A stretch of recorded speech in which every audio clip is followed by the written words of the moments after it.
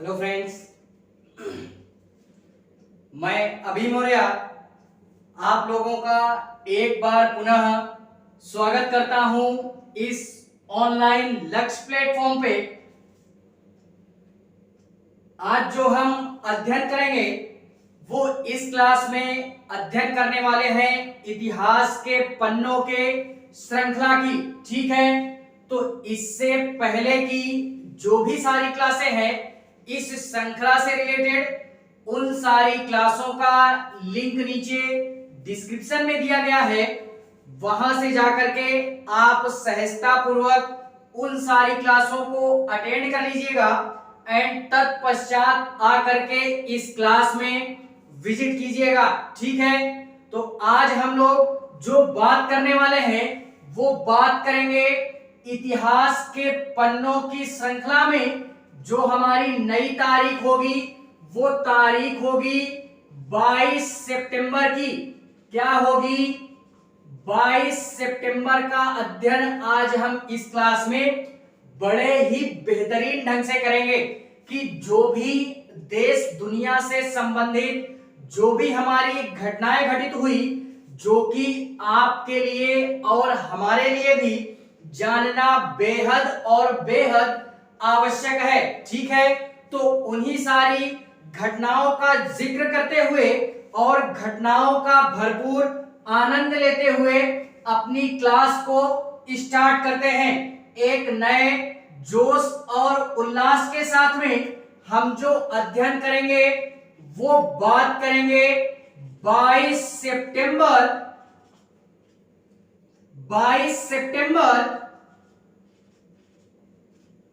1599। ये जो हमारी तारीख है ये भी यार अपने आप में विरली और अनूठी है।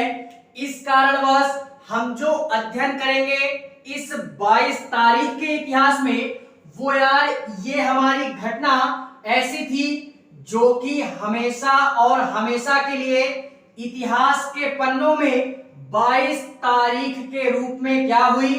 दर्ज हुई। इसमें क्या होता है कि लंदन के फेडरल हॉल में, कहां पे? लंदन में। यार एक प्रकार से बोले तो लंदन वगैरह ये कहां पे है? ये हमारा यार यूरोप साइड में पड़ता है। ठीक है, तो लंदन के फेडरेशन हॉल में या फेडरल हॉल में यार एक तरीके से बोले तो एक बैठक होती है। किसकी बैठक होती है? वो हमारे कुछ व्यापारियों की बैठक होती है, जिसमें से उस व्यापार के माध्यम से या उन व्यापारियों की जो बैठक थी उसमें कुल मिलाकर के 21 व्यापारी, कितने? 21 व्यापारियों की बैठक होती है, जिसमें यार ये बोला जाता है कि इंडिया की तरफ से जो भी हमारे कारोबारी होंगे या जो भी हमारे कारोबार करने वाले जो भी व्यापारी होंगे उनके लिए एक पर्सनली कंपनी का गठन क्या किया जाएगा। ठीक है, तो इसीलिए यहाँ पे ये जो तारीख है ये 22 तारीख के इतिहास में बाकायदा क्या हुई? दर्ज हुई। क्या होता है कि लंदन के फेडरल हॉल में क्या होता है? 21 कारोबारियों का या 21 व्यापारियों की क्या होती है? बैठक होती है। और इस बैठक में ये चर्चा की गई कि भारत की तरफ से यानी इंडिया की तरफ से जो भी कारोबारी होंगे या जो भी व्यापारी होंगे उनके पर्सनली के लिए क्या की जाएगी? एक कंपनी का गठन क्या किया जाएगा? एक कंपनी की स्थापना की जाएगी और उस कंपनी को या उस कंपनी के माध्यम से भारत अपने कारोबारी क्षेत्र में क्या करेगा? उन्नति करेगा या कारोबार या व्यापार के माध्यम से इस कंपनी के माध्यम से जो भी सारा सिस्टम होगा वो करेगा। और इसी के अंतर्गत ये जो हमारी 22 तारीख है इसमें ये बोला गया कि ये जो कंपनी है वो कंपनी कौन सी? East India company. East India company, जिसको महारानी एलिजाबेथ ने क्या किया था कि ब्रिटेन से भेजा था इंडिया में क्या करने के लिए?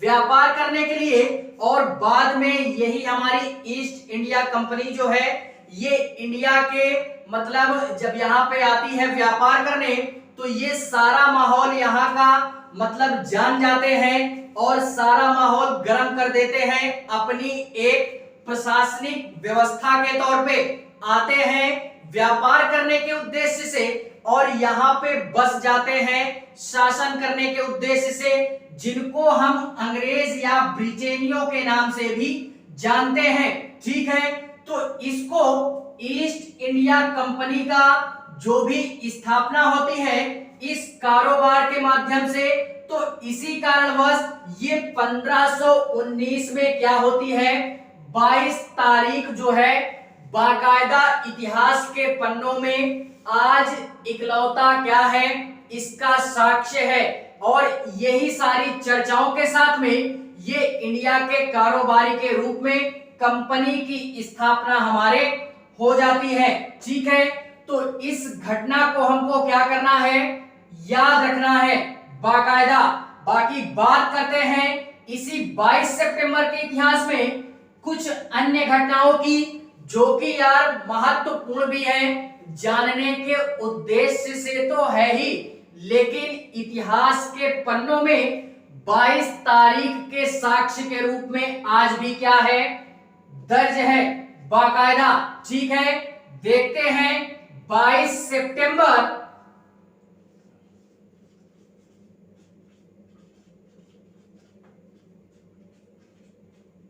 1791 क्या होता है? इस दिन क्या होता है? 22 सितंबर 1791 की तारीख यार अपने आप में क्या है? अपनी एक अलग पहचान के साथ में इतिहास के पन्नों में बाकायदा आज दर्ज हुई है। ठीक है, इस दिन क्या होता है? हम लोगों ने अगर फिजिक्स का अध्ययन किया होगा तो भी ये नाम सुना होगा और केमिस्ट्री का अध्ययन किया होगा तो भी इस नाम से बड़े ही परिपक्वता के साथ में परिचित होंगे। क्या नाम था? Michael Faraday. क्या होता है? माइकल फैराडे का जन्म होता है कहां पे? लंदन में। तो माइकल फैराडे, यार बहुत सारे ऐसे सिद्धांत हैं या ऐसे रूल या नियम है हमारे जो कि फिजिक्स में भी फैराडे के नाम से, फैराडे लॉज के नाम से बहुत ही फेमस है। और यार केमिस्ट्री में तो हम इनका अध्ययन बाकायदा 10th और 12th में नहीं किए होंगे, तो 12th में हमने इनका अध्ययन किया है, ये मुझे पता है। ठीक है, तो माइकल फैराडे का क्या होता है? जन्म होता है कहां पे होता है? लंदन में। कहां पे? लंदन में इनका जन्म होता है। इन्होंने क्या किया था कि इन्होंने अपने जो करियर की शुरुआत की थी, ये एक प्रकार से इन्होंने अपने करियर की शुरुआत केमिस्ट्री से की थी या रसायन विज्ञानी के तौर पे इन्होंने अपने करियर की क्या की? शुरुआत की। और इतना ही नहीं, इन्होंने फिजिक्स के यानी एक तरीके से बोले तो भौतिक विज्ञानी के रूप में, और यदि और बेहतरीन ढंग से बोलूं मैं तो यार एक रसायन विज्ञानी के तौर पे इन्होंने अपना महत्वपूर्ण योगदान क्या किया? दिया है। ठीक है, यानी एक विज्ञानी के तौर पे, भौतिक विज्ञानी यानी जिसको हम फिजिक्स के साइंटिस्ट के नाम से, यानी फिजिक्स में भी इनके बहुत ही बेहतरीन लॉज हैं। वो लॉ कौन कौन से हैं अभी मैं उनका अध्ययन कराता हूं यहाँ पे। भौतिक विज्ञानी के तौर पे, भौतिक विज्ञानी एंड रसायन विज्ञानी, रसायन विज्ञानी के तौर पे इन्होंने अपने संपूर्ण जीवन में महत्वपूर्ण योगदान दिया है। और इतना ही नहीं, इन्होंने क्या किया? अपने करियर की शुरुआत रसायन विज्ञान से कहां से? रसायन विज्ञान अर्थात केमिस्ट्री से किया। और इतना ही नहीं, ये जो फैराडे हैं, ये यार इनके संबंध में और जानना चाहें तो ये एक प्रकार से या एक तरीके से बोलूं तो 1831 वो तारीख है, 1831 वो तारीख है जहां पे ये फैराडे जी ने कुछ सिद्धांतों को क्या किया, बड़ी ही परिपक्वता के साथ में कुछ सिद्धांतों का खोज किया। वो सिद्धांत हमारे कौन कौन से हैं? सिद्धांत यानी लॉ हमारे कौन कौन से हैं? तो एक था विद्युत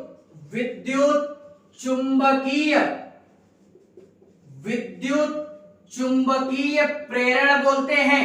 एंड एक था हमारा विद्युत जनरेटर, हमने 12th में पढ़ा है विद्युत जनरेटर।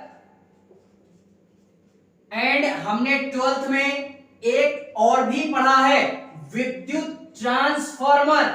विद्युत ट्रांसफॉर्मर का अध्ययन हम लोगों ने बड़े ही बेहतरीन ढंग से किया था। तो ये जो सारे लॉज हैं हमारे या जितने भी सिद्धांत हैं हमारे, ये किसके सिद्धांत हैं? तो ये सारे जो भी रूल्स एंड रेगुलेशन हैं, ये माइकल फैराडे के हैं। किसके? फैराडे के। और इतना ही नहीं, महारानी विक्टोरिया ने लंदन की उस समय की जो भी हमारी महारानी थी 1719 में हमारी महारानी थी लंदन की, कौन?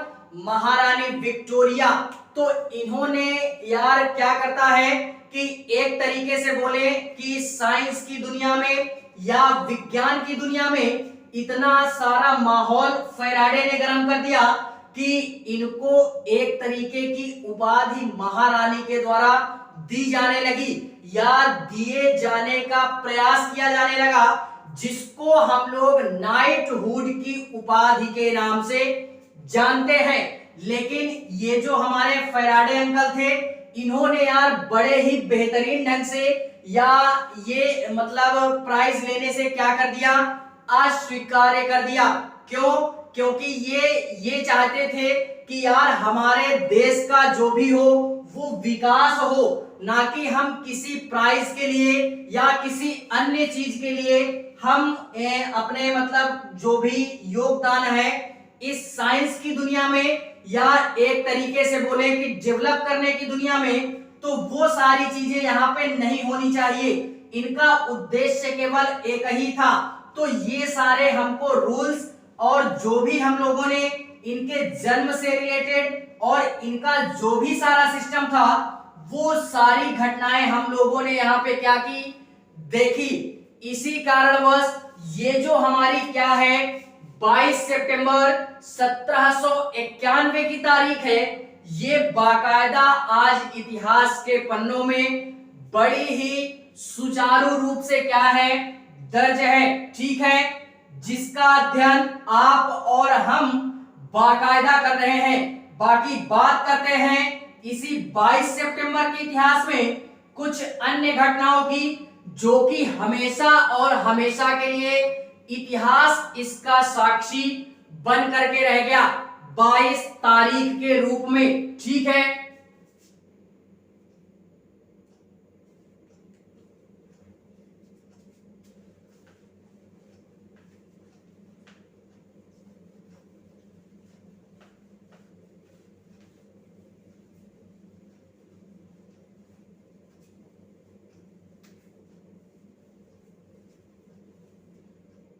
देखते हैं इसी में 22 सितंबर 1869 की बात करते हैं। ये जो तारीख है ये भी अपने आप में अलौकिक है। इसी कारणवश इतिहास के पन्नों में क्या हुई? हमेशा और हमेशा के लिए दर्ज हुई। क्या होता है इस दिन? क्या होता है कि हमारे एक बहुत ही बड़े समाज सुधारक, जिनको हम लोग श्री नारायण शास्त्री के नाम से भी जानते हैं, और ये श्री नारायण शास्त्री का पूरा नाम क्या था? तो मांगलम वालंगन्य वालंगन वालंगनम वालंगनम वालंगनम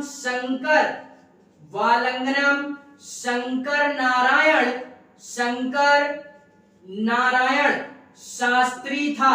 शास्त्री या श्री नारायण शास्त्री। वालंगनम शंकर श्री नारायण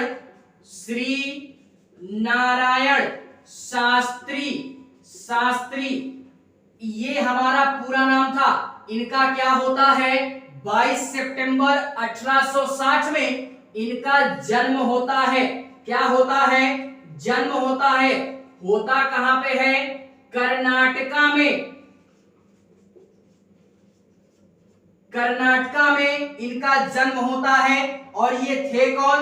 तो ये भारत के जाने माने समाज सुधारक के रूप में, समाज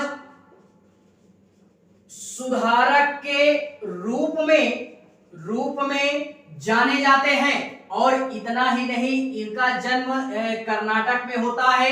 एक गरीब ब्राह्मण परिवार में, गरीब ब्राह्मण परिवार में क्या होता है कि ये वालंगनम शंकर श्री नारायण शास्त्री जी का जन्म होता है। और इतना ही नहीं, ये अपने समय के एक कुशल वक्ता के कारण या वक्ता के रूप में, और इतना ही नहीं, इन्होंने अंतरराष्ट्रीय, एक तरीके से बोले अंतरराष्ट्रीय लीग ऑफ नेशन के रूप में भारत को क्या करते हैं? प्रतिरूपित करते हैं। और इतना ही नहीं, ब्रिटेन से या एक तरीके से बोले तो अंग्रेजी शासन के तौर पे, अंग्रेजी जो भी हमारी हुकूमत थी 1869 में इंडिया में, तो अलौकिक रूप से इन्होंने क्या किया कि अलौकिक रूप से अंग्रेजों के शासन के दौरान में या ब्रिटिशर्स के शासन के दौरान में ये इन्होंने कई पदों को भी संभाला। चाहे वो देश के कोई पद हो या कोई विदेश का पद रहा हो, तो बड़े ही बेहतरीन ढंग से इन्होंने क्या किया? देश विदेश के सारे पदों को स्वीकारा। और इतना ही नहीं, ये यार एक महान राजनीतिज्ञ के तौर पे और लेबर फेडरेशन के तौर पे इनको भी क्या करते हैं? जानते हैं। तो इस कारणवश भी ये जो हमारी तारीख है, ये बाकायदा इतिहास के पन्नों में आज दर्ज है, जिसका गवाह 22 सितंबर 1869 की तारीख है, जो कि बाकायदा इसका साक्ष्य मौजूद कराती है। ठीक है, बात करते हैं इसी 22 सितंबर के इतिहास में कुछ अन्य घटनाओं की, जो कि हमेशा और हमेशा के लिए इतिहास इसका साक्षी बन करके रह गया, हमेशा के लिए। ठीक है,